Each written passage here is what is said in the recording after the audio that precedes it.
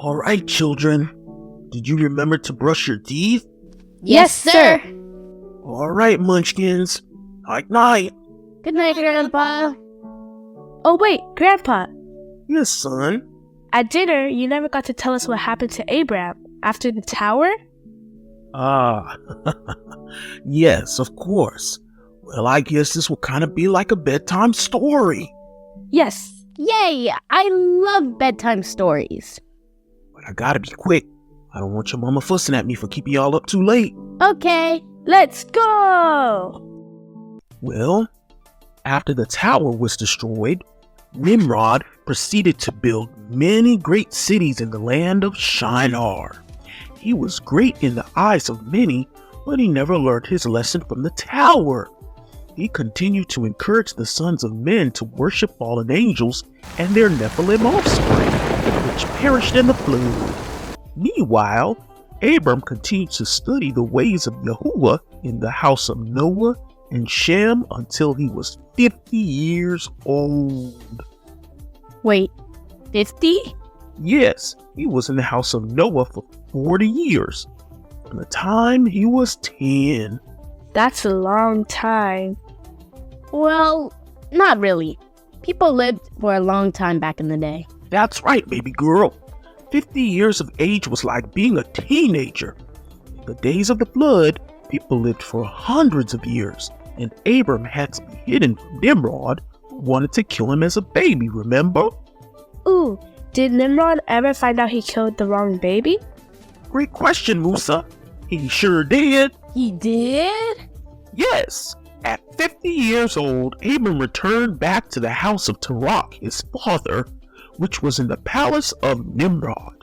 Terach was still Nimrod's favorite advisor, and unfortunately, he participated in all the false idol worship practiced throughout the palace and the cities round about.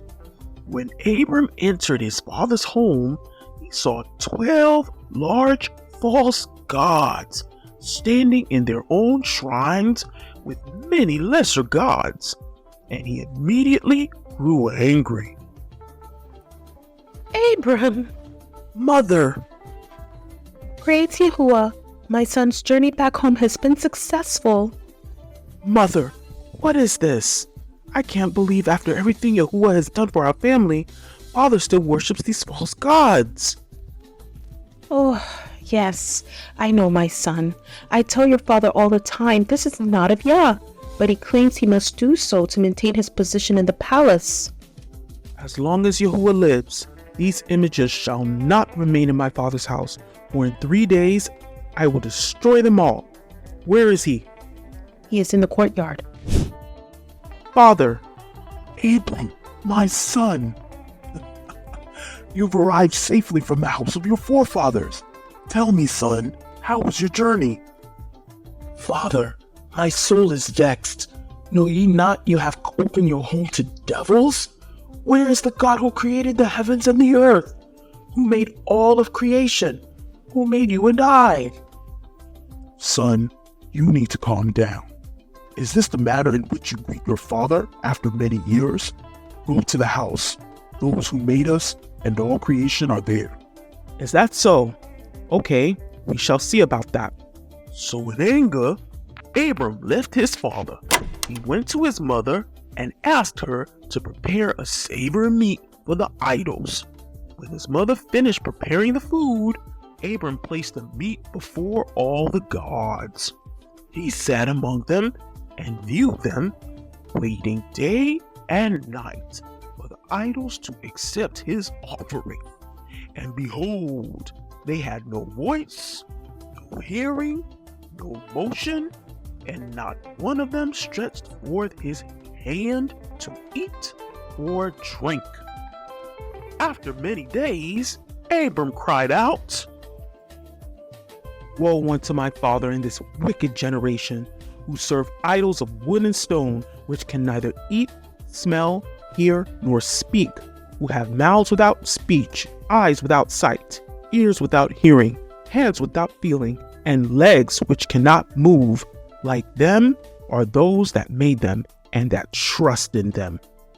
And with that, Abram grabbed a hatchet and proceeded to smash all the idols, one by one, big and small, until all were destroyed and none were left standing but the biggest idol, which Nimrod forced upon the people of Shinar. He placed the hatchet in the hand of the big idol and sat down patiently, waiting for his father. Abram, Yes, father? what did you do to my idols? I've done nothing, father. We should all just calm down, right? All I did was present a savory meat to your gods, and they all stretched forth their hand to eat before the greatest one. His anger was kindled greatly against them, and he went and found the hatchet and proceeded to destroy them all. Yep, that's what happened. Why do you speak such lies? Do these idols have a spirit, soul, or power to do everything you said? Are they not wood and stone which I carved myself? Is it not you who placed my hatchet in the great idol's hands? Exactly, father. You just made my point. These idols have no power to hear your prayers, or deliver you from oppression, or deliver you from the hands of your enemies, or fight your battles. It's not good for you or any of the sons of men to do these things. Are you so silly, so foolish, or so short of understanding that you will continue to serve wood and stone instead of the one true God of all, Yahuwah, our Eluah? Especially after Yahuwah flooded the entire earth for engaging in this great evil you're practicing right now? Now therefore, Father, refrain from this, and bring not evil upon your soul and the souls of your household. Why, you little fox, I'll report you to the king at once. O great king, live forever. What is it, Terach? I beseech thee, my lord, to hear me. 50 years back, a child was born to me, and he has done wickedly against your gods, who are also my gods, and destroyed them with a hatchet. He destroyed your idols. Yes, king. Now therefore, my lord, send for him, that he may come and be judged according to the law, that we may be delivered from his evil. What is this thing you have done by destroying your father's idols? It was not I, king. It was your great idol in my father's house that grew angry at my father's images and destroyed them because they drew forth to eat and drink before him. My idol? Can idols eat, drink, and raise up a hatchet to destroy other idols? Well, if there be no power in them, why do you serve them and cause others to err through your follies? O foolish, simple, and ignorant king, woe unto you forever. Instead of using your rulership to lead your kingdom in righteousness, you're refilling the entire earth with the same abominations that brought about the flood which destroyed our ancestors. Do you want to bring down the anger of Yahuwah and to bring evil upon us and the whole earth a second time? Now therefore, king, put away this evil and serve Yahuwah, Elohim of the universe, as your soul is in his hands, and then it shall be well with you. But if you do not hearken to serve the eternal God, then you will die in the shame and all who follow your idol worship. You little rascal!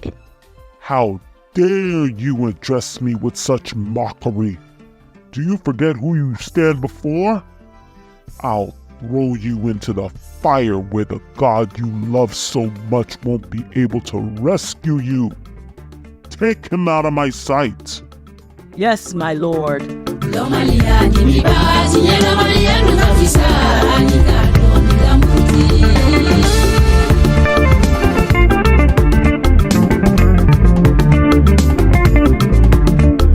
Ebe matife nefana kone be matife Yesu bile kanu yae eko eni nedeje atone kininga galo be joneda chielo maria tunka fisa imani kado nikam